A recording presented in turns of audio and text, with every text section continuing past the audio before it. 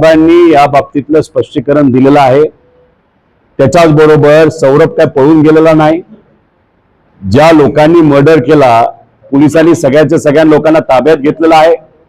संतोष देशमुखांच्या प्रकरणाच्या बाबतीत काही लोक फरार आहेत, हे माहिती आहे आपल्याला। किती वर्ष झालं फरार आहेत। महादेव मुंडेच्या बाबतीत मर्डर तर झालाय आणि हवेतून कोणी येऊन मर्डर केलेला नाही, त्याच्याबद्दल तर कुणीच सापडेना।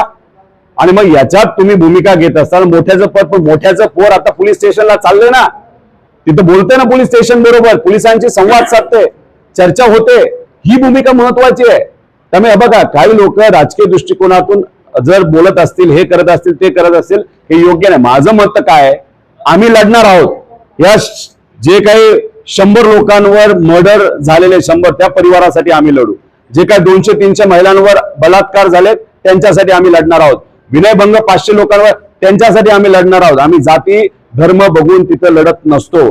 त्यामुळे भूमिका घेत असताना आम्ही शेतकऱ्याची भूमिका घेतोय।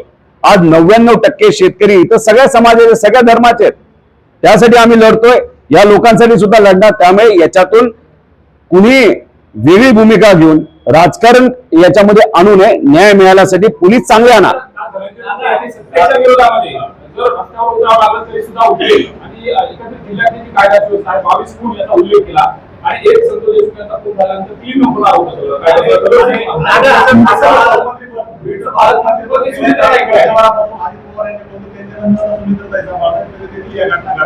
माझं मत असं आहे, आकडेवारीबद्दल बोलत असताना वर्षाची आकडेवारी कशाला काढताय? आपण 10 वर्षाची आकडेवारी काढू की किती मर्डर झाले, किती विनयभंग झाले, किती बलात्कार झाले। 10 वर्षाच्या आकडेवारीवर आपण तिथे बोलू। अशा प्रकारची गुन्हेगारी फक्त बीड जिल्ह्यातच नाही का, संपूर्ण महाराष्ट्रामध्ये प्रचंड प्रमाणात बीड जिल्ह्याला बदनाम करू नका। हे महाराष्ट्रभरची आकडेवारी माझ्याकडे आणि मोठ्या वृत्तपत्रांमध्ये छापून आलेली आहे। साहेब एक सांगतो, साहेब ऐका, इथं कोणालाही बदनाम करण्याचं आपण काम करत नाही। तुम्ही मला सांगा, आपल्या परिवारातला एखाद्या, आता दादा आज आमच्यात आहेत का, पण एखादा व्यक्ती आपल्यातून गेल्यानंतर परिवारावर काय होतं हे आम्हाला माहिती आहे। त्यामुळे हे जी आकडेवारी मी सांगितली, हे गरिबाची भूमिका मांडतोय। श्रीमंताची माणसं मेली नाहीत, गरिबाची मेली आहेत, सगळ्या जाती धर्माची इथं मेलेली आहेत, त्यांना मारलं गेलं आहे। मग यांना न्याय कोण देणार? महादेव मुंडे काय श्रीमंत होता का? संतोष देशमुख काय चुकीच्या प्रवृत्तीचा व्यक्ती होता का? मग यांच्यावर अन्याय झाला, त्यामुळे एक मर्डर असो का 1000 मर्डर असो, मर्डर हा मर्डर असतो। एक बलात्कार असो का 1000 बलात्कार असो, ते बलात्कार म्हणजे बलात्कार असतात। त्यामुळे मला एवढंच सांगायचंय, आकडेवारी काढत असताना आपण 10 वर्षाची आकडेवारी काढू। कोणाला न्याय मिळाला, कोणाला न्याय मिळाला नाही, न्याय मिळाला नसेल तर का नाही मिळाला, तिथं पोलीस अधिकारी कोण होता, कोण पोलीस अधिकारी किती वर्ष एकाच पोलीस स्टेशन मध्ये आहे, एकाच जिल्ह्यामध्ये आहे, एकाच तालुक्यामध्ये आहे, हे सगळं आपण बघितलं पाहिजे। किती याच्यामध्ये आपण FIR केलेला आहे, किती याच्यामध्ये चार्जशीट झालेली आहे, किती प्रकरणं कोर्टात गेलेले आहेत, किती प्रकरणं कोर्टात घेऊन त्याला न्याय मिळालेला पाहिजे, याचा अभ्यास आपण करू। हे बघा, लढत असताना वर्षभरासाठी लढून चालत नाही। लढायचं असेल तर आतापर्यंत जो अन्याय झाला त्याच्यासाठी लढलं पाहिजे। कायदा व सुव्यवस्थेसाठी तुम्ही लढत असाल तर आमचं मत आहे, त्याच्याच बरोबर आज शेतकरी मोठ्या प्रमाणात अडचणीत आलेला आहे। 2020 चे पैसे अजूनपर्यंत 850 कोटी बीड जिल्ह्याचे मिळाले नाही, त्यासाठी आपण लढूया। त्याच्याच बरोबर आता जो अन्याय झालेला आहे या शेतकऱ्यांवर, त्यांना पीक विम्याचे पैसे मिळाले नाही, त्यासाठी आपण लढूया। त्यामुळे आमची भूमिका समावेशक आहे, सगळ्यांना न्याय मिळाला पाहिजे अशी आमची भूमिका आहे।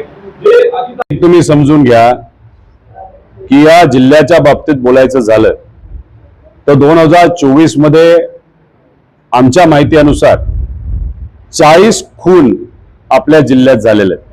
2025 मध्ये 34 झालेत। 26 एप्रिल पासून आतापर्यंत 11 मर्डर आपल्या जिल्ह्यात झालेले आहेत।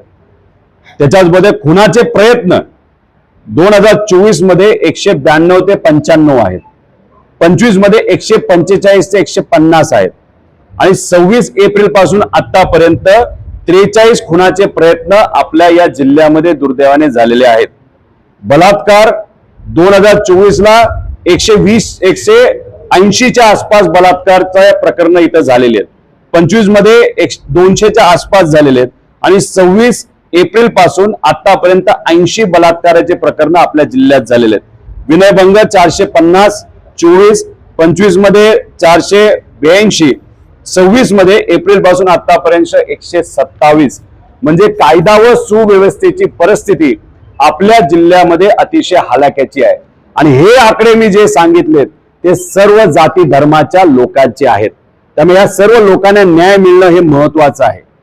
गुलेंचं जे प्रकरण झालं, गुले परिवाराबरोबर आम्ही आहोत, त्यांना न्याय मिळाला पाहिजे अशी आमच्या सगळ्यांची भूमिका आहे. न्याय मिळत असताना फक्त या जिल्ह्यामध्ये अजून एक गोष्ट फार प्रामुख्याने होते, न्याय देताना उशीर होतो. तुम्ही महादेव मुंडे प्रकरण बघितलं असेल तर 3 वर्ष झालं अजूनपर्यंत त्यांना न्याय मिळाला नाही. संदीप भैया आणि आम्ही सगळेजण त्यांच्या घरी गेलो होतो, त्यांच्या पत्नीला भेटलो. भेटल्यानंतर आम्ही आक्रमक भूमिका घेतली. मग सरकारला जाग आली. त्या मातेचं, त्या पत्नीचं म्हणणं असं होतं की बाबांनो, आम्हाला हे अधिकारी इथं लागणार आहेत त्या तपास करायला. पण दुर्दैवाने ते अधिकारी दिले जात नव्हते. पोलीस स्टेशनला गेल्यानंतर सुद्धा त्यांना ऐकलं जात नव्हतं. ते आत्महत्या करण्याचा प्रयत्न पोलीस स्टेशनला महादेव मुंडेंच्या पत्नीने केलेला हे तुम्हाला आपल्या सगळ्यांना माहिती आहे. अशा परिस्थितीमध्ये आम्ही गेल्यानंतर सरकारला जाग आल्यानंतर रात्री त्यांना बोलवलं. दुसऱ्या दिवशी जे अधिकारी त्या मातेली, त्या पत्नीने तिथं मागितले त्यांना तिथं ते मिळाले. संतोष देशमुखच्या बाबतीत काय झालं, संत गतीने सगळं चाललंय. त्याच्याबरोबर आहे जे महादेव प्रकरण आहे, मुंडे प्रकरण, त्याच्यात तुम्ही बघितलं तर तपास पोलिसांकडे होता. आता पोलीस म्हणायला लागले आम्हाला काहीच सापडेना. आम्ही अनेक लोकांना बोललो, आता दिला तपास सीआयडी कडे. आता सीआयडी कशा पद्धतीने काम करतं आम्हाला माहिती ना. अजितदादांच्या बाबतीतलं प्रकरण हे आम्हाला माहिती, सीआयडी काहीच काम करत नाही. म्हणजे इथं फक्त कुठं काय डिले केला जातो. त्यामुळे गुन्हे प्रकरणाच्या बाबतीत सुद्धा डिले होऊ नये अशी आमच्या सगळ्यांची मागणी आहे. परत एकदा अजून एक गोष्ट सांगतो की कृपा करून याच्यामध्ये कुणीही राजकारण करू नये.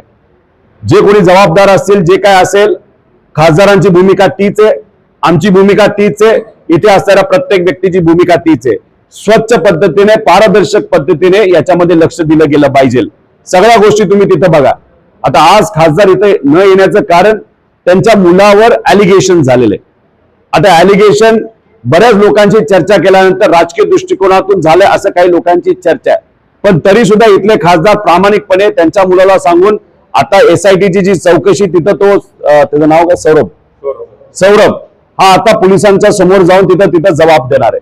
आणि मला हे माहिती आहे की एसपी साहेबांनी सांगत असताना लोकांना हे सांगितलेलं आहे की सौरभ तिथं नव्हता, तो कारखाना होता, नंतर घरी होता, हे सीसीटीव्ही तिथं केलेलं आहे.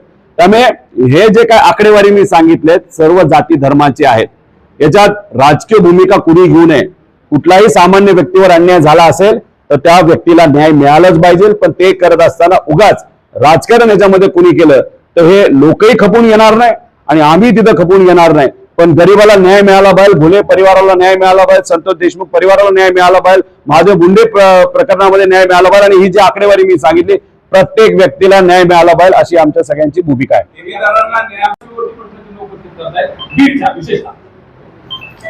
त्यांचा विषय ते मांडतायत, त्यांचा पक्ष वेगळा, ते का मांडतायत, कशामुळे वाटतायत. याच्या आधी इथं असणाऱ्या सामान्य लोकांवर जेव्हा अन्याय झाला कुठल्याही समाजाच्या, तेव्हा ते का नाही बोलले, आता बोलतात. गुलेंना तिथं न्याय मिळालाच पाहिजे, फार अन्याय झालाय त्या परिवाराबरोबर. महादेव मुंडेवर तिथं अन्याय झालाय, संतोष देशमुखवर अन्याय झालाय, परभणी पद्धतीने सूर्यवंशींवर अन्याय झालेला आहे. या सगळ्या लोकांना न्याय मिळाला पाहिजे. फक्त भूमिका घेत असताना समावेशक भूमिका घेणं फार महत्वाचं आहे. सगळ्यांना न्याय तिथं मिळाला पाहिजे असं आमच्या सगळ्यांचं तिथं मत आहे.